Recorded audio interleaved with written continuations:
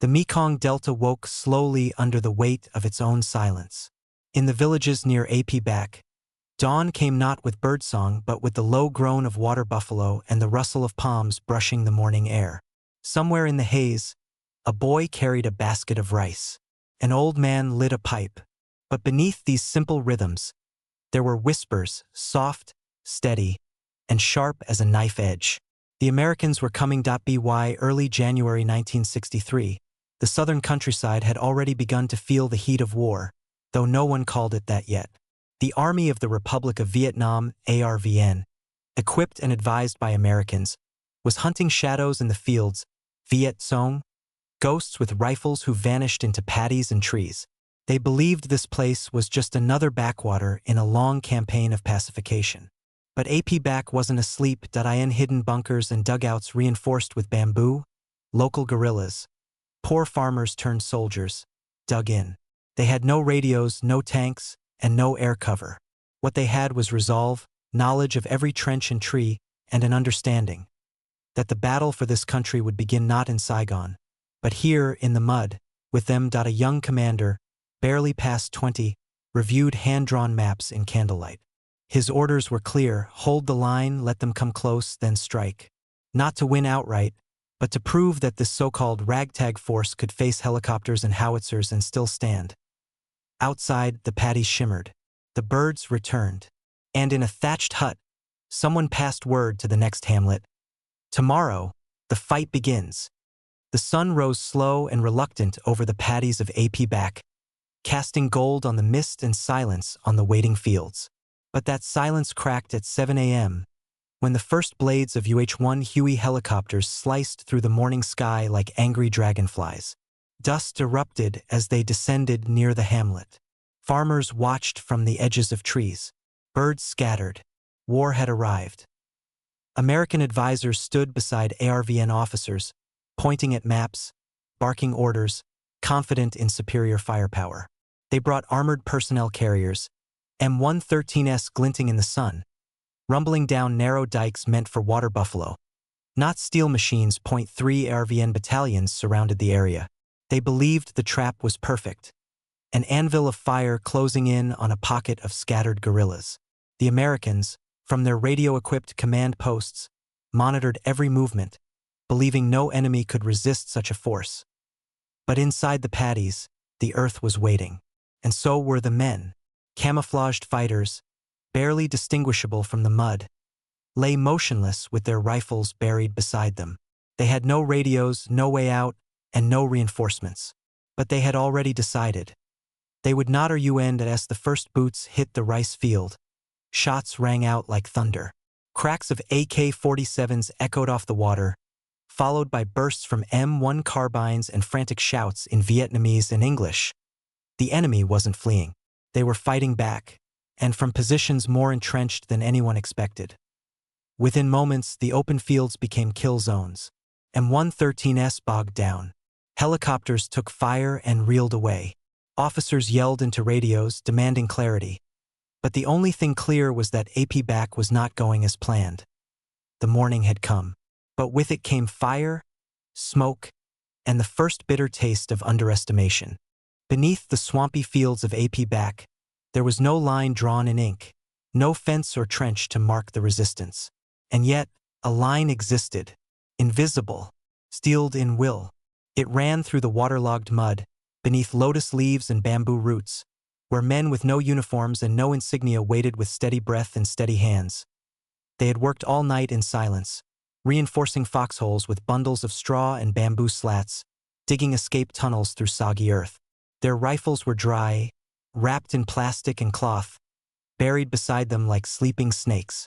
Each man had memorized his sector, his field of fire, the exact angle of approach for the enemy. Their commander, thin and alert, whispered through the reeds, "Let them come closer. We will not waste a bullet." Around him, boys who had never fired in combat clenched their teeth. Some were just farmers with calloused hands. But today they were defenders of the land. The Americans and ARVN officers believed they were walking into a sweep, a net drawing tight. But the net had turned. The jungle itself betrayed no signs. Chickens still clucked in empty yards. Water still flowed in canals. Only the silence felt unnatural, a heavy warning carved in air. Then came the first burst, 3 quick shots from the tree line. Not random but deliberate, aimed. An M113 shuddered. A helicopter banked hard left.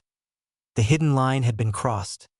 From the moment the first bullets cracked, Ap Bac erupted into chaos. But for the fighters beneath the mud, it was calm. Every shot was measured. Every move was practiced. They were outnumbered, outgunned, but they were exactly where they had prepared to die. And for every step forward the enemy took, the earth pushed back with fire. The sky roared with spinning blades as the helicopters circled like vultures over the drenched delta. Their shadows moved across the paddies like restless ghosts, searching for heat, movement, anything. Inside the Hueys, ARVN troops clutched rifles and stared down at green and brown patterns below, unaware that those colors hid men ready to kill. The first wave descended. Mud splashed, rice stalks bent, and boots hit water with urgency. But before the soldiers could form a line, bullets ripped through the air. Not random, precise, short bursts from unseen trenches. One man dropped, then another. Panic set in before orders could be shouted from the trees. The guerrillas had the advantage. They waited for the perfect moment to strike. They had no radios, no spotters in the sky, just instinct and patience. One man with an old Soviet rifle aimed not at the soldier, but at the radio strapped to his back. Another fired low, at knees, at feet, knowing that a man who crawls can't shoot straight. Helicopters swooped low to extract the wounded, but smoke blinded the pilots. As they hovered, the air around them danced with gunfire. One chopper jerked sideways, its rotor clipped by a lucky shot. It spiraled, kissed the ground hard, and burst into flame. American advisors in command posts shouted through static, "Pull back, regroup." But the jungle absorbed those commands. Radios failed. Units splintered. It wasn't just an ambush. It was a message. The enemy would not break. Not today. And amid the gunfire, smoke, and screams, a realization settled over the American-backed forces like fog. This was not a simple war of numbers and machines. It was a war of will. And today, in this drenched corner of the Mekong Delta, they were losing it.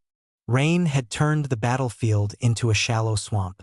Soldiers slipped, crawled, and sank into the mud as the gunfire raged on. Boots stuck, rifles jammed. The earth itself seemed to resist every movement. But the fire didn't stop. It only grew. From their hidden foxholes, the guerrillas poured lead into advancing troops. Every burst was aimed. Every trigger squeeze measured. They weren't fighting for meters of land. They were fighting for the right to stand and not kneel. One M113 tried to push forward. Its engine groaned, tracks churning water and sludge. But it stalled just beyond a flooded trench. A rocket-propelled grenade struck its side, blooming into flame. The crew scrambled out, some on fire, their screams lost in the storm. The field now burned in pockets. Wet earth spitting smoke and fire as oil ignited on water. Men slipped on burning fuel, crawling to dikes for cover. Smoke stung eyes and throats. Blood mixed with mud, and no one could tell where flesh ended and soil began. Still, the Americans shouted for regrouping. Still, the ARVN soldiers obeyed. Many brave, many afraid, but all caught in a plan that was unraveling in real time. One platoon tried to flank the tree line. They ran fast, low, weaving between paddies until a claymore mine, hidden beneath a cluster of reeds, ripped the line apart. Somewhere behind the trees, a young guerrilla reloaded with shaking hands. His brother had died 2 nights before. Now he fought without thought, without glory. Just the fire in his chest, the fire in the mud. Overhead, the clouds boiled darker. The helicopters wouldn't return for hours. The radios were broken. And still, men bled and shot and screamed beneath a sky that offered no answer. By mid-afternoon, the battlefield had no clear front. The trees, once distant edges of the field, now swallowed entire units. Communication lines were cut. Smoke blurred friend from foe. And still, the circle of fire tightened. The Americans, watching from command tents and damaged radio towers, pushed ARVN troops forward. "Close the ring," they said. "Squeeze them out." But the enemy wasn't running, they were waiting.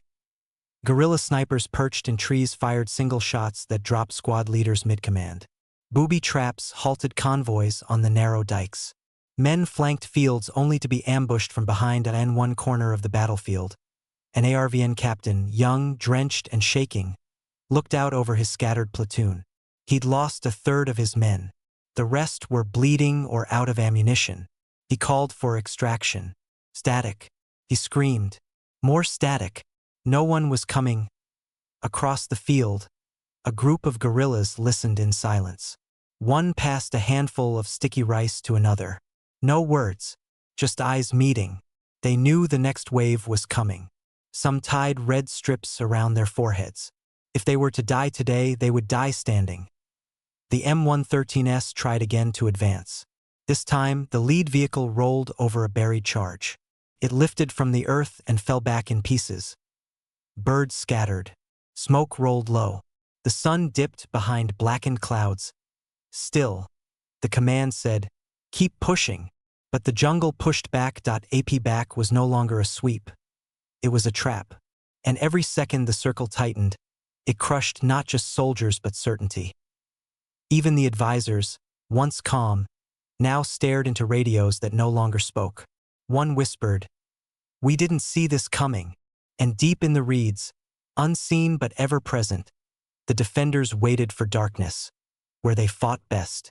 As dusk settled over Ap Bac, the sounds didn't stop. The light changed, but the war didn't pause. Gunfire echoed sharper in the dark, every flash a strobe of violence across the flooded fields. The Americans assumed the fight would slow at night. They were wrong. For the guerrillas, darkness wasn't an obstacle, it was home. They moved low, swift, barefoot. They knew where every tree stood, where every ditch curved. Some crawled to reposition. Others crept forward with grenades clutched to their chests. And from the blackness came screams, then silence, then more shots, then nothing again. In the southern tree line, flares lit up the sky, casting sudden daylight over the muck. For brief seconds, everything was visible. Men running, bodies floating, the wreckage of machines. Then, just as quickly, it vanished into black again. In one trench, a young ARVN soldier trembled beside a comrade who had stopped breathing an hour ago. His rifle jammed, fingers numb. He didn't cry, just stared at the night, hoping it wouldn't see him. Further north, guerrillas set fire to captured gear. Radios, maps, helmets. Flames danced along the treetops, signaling nothing but defiance. American helicopters didn't fly at night. They circled far, refusing to land. The battlefield was left to those who could see without seeing. In the command tents, men argued. "We've lost the initiative," one said. Another, colder, muttered, "We never had it." Out in the field, under a broken moon, the only clarity was chaos. And yet, through the madness, one truth held steady. The night belonged to those who had prepared for it. Morning did not bring peace. It only revealed what the darkness had hidden. The fog lifted slowly, exposing a battlefield that no longer moved. Silence hung over the fields like ash. The reeds, once trampled by boots and wheels, stood still, bearing witness to the cost. Bodies lay where they had fallen, half submerged in water, tangled in vines, slumped against trees. Some clutched their rifles. Others reached out toward something that would never reach back. A burnt-out M113 smoldered in the center of a flooded paddy, blackened metal rising from the mist like the bones of a fallen beast. Crows circled above, silent, patient. The ARVN soldiers moved carefully now. There was no rush. They stepped around the dead as if trying not to wake them.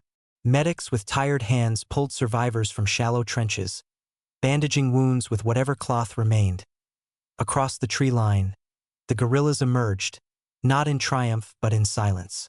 They gathered their fallen first, lifting bodies with tenderness, wrapping them in rice sacks, whispering names under their breath. The commanders said little. There were no orders to give. No strategies to revise. Ap Bac was not a victory.